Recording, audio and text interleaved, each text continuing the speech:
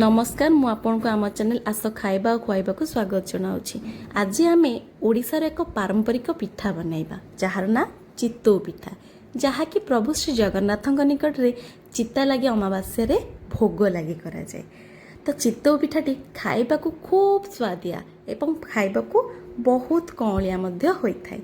तो एथिपई आमको कौन दरकार ना किछि पिठा चाउल एवं नड़िया दरकार। तो एठी मु 3 कप पिठा चाउल नहीं, जहाँ कि आपण बासुमती चाउल मध्य नहीं पारिबे एवं गोटिए नड़िया नेउची। तो देखि परथि मोटी 3 कप पिठा चाउल नहीं एवं गोटिए नड़िया नहीं। ए चाउल टी भल भाव 2 ରୁ 3 थर धोई नेबे। धोई सारी ए चाउल टी 2 ରୁ 3 घंटा बतुरिबा छाड़ी देबे, जहाँ फल आमे बाटिला बेले चाउलटी भल भाव चिकन भाव बाटी हो। तो वर्तमान देखुथिबे चाउलटी पूरा बतुरी सारलानी। एबे बाटिया एबे चाउलटी रेडी हो सारची।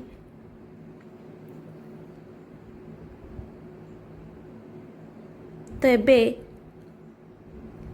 आमे चाउलटी को बाटी नबा। चाउलटी हाथ रे देखुथिबे भांगी जाउची, पूरा बतुरी सारिची।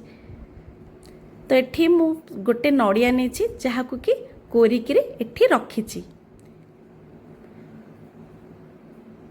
एबे ब्लेंडिंग जार रे मु किछि चाउल एवं नड़िया को नहीं अल्प किछि पानी दे चिकन भाव रे बाटी नेबी। अल्प किछि पानी देबे, नचेत बहुत पानिया हो जिवो, जहाँ कि पिठाटा भल हेबो नहीं। तो एबे हमर पिठौ देखि परथबे रेडी। तो एबे पिठौटी को आमे 2 ରୁ 3 घंटा पे छाड़ी दबा, जहाँ फल पिठाटी भल हेबो। तो वर्तमान 2 ରୁ 3 घंटा पर आमे एथिरे किछि स्वाद अनुसार लूण दे नौचे। आपण देखुथिबे पिठौटी केमिति बहलिया देखा जाउची। बहुत पानिया हे गले सरू चकुली पिठौ भली हबनी, ए टिके बहलिया रहिबो। एबे ए पिठौटी आमर रेडी आमर चितौ पिठा पाई। देखि परथुबे मो पिठौटी बेसी पानिया नहीं कि बेसी बहलिया नहीं। तो एबे मु एठी किछि गुआ घियो नैछि, गोटे पात्र रे किछि पानी मध्य रखिछि। तो एठी मु गैस ऑन करी करे कि पूरा तते नौछि। गोटे सफा कपड़ा नौछि, कॉटन कपड़ा नेबे, ताको भल भाबे धोई एठी ए पानी रे चिपुड़ी नौछि। बहुत चुपुड़ीबेनी, हल्का चुपुड़ीबे। ए करेटी बहुत भल भाबे ताती गला परे एथिरे पिठौ देबे एवं गोटे माटी पल्लम को एथिरे मु घोड़ाई नेउछि। ए कपड़ाटी को एमती हल्का चिपुड़ी सही पल्लम चारिपटे दे नेबे। ध्यान रखिए जमती चारिपट जाक कपड़ाटी रहुथिबो, फल रे जो कपड़ार जो पानीटा बाहर से बांफरे ही ए पिठाटी आमर सीझी जीव। पूरा हाई रे रखिए, 2 ରୁ 3 मिनिट अपेक्षा करिवे।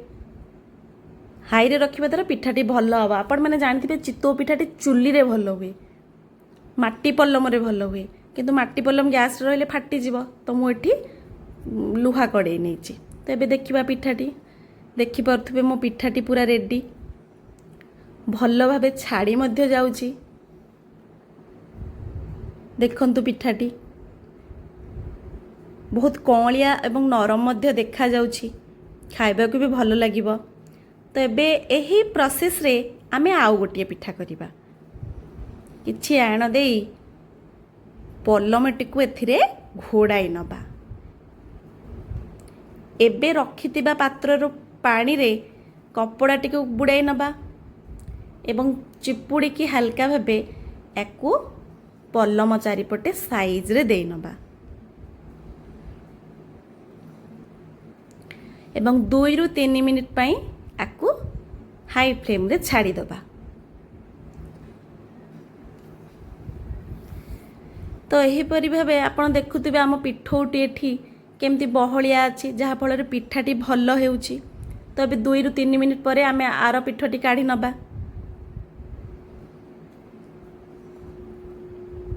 देखिपे ए पिठाटी भी बहुत बढ़िया है।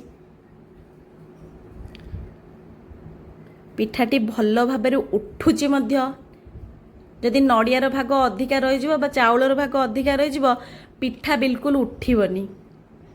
तो देखुथिबे पिठाटी आमर केमती देखा जाउची। खाइबा को भी बहुत स्वादिया लगिबो मते लागुची।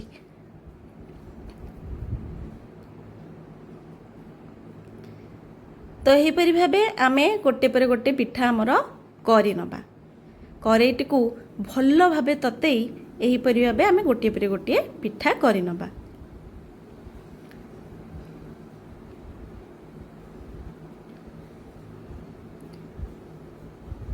अल्प किछि पिठौ देबे, अधिक पिठौ देले भल हेबनी पिठाटी, सिझिबनी पिठाटी।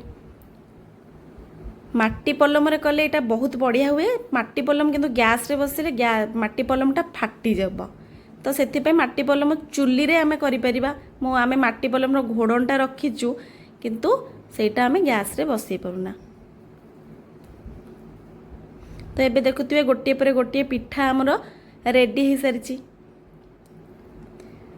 तो आकु आपण क्षीर रे खाई परिबे, गुड़ रे खाई परिबे, बा आपण एथिरे डालमा हो, संतुला हो, मटर तरकारी हो, आपण को जो थरे इच्छा आपण याकू खाई परिबे।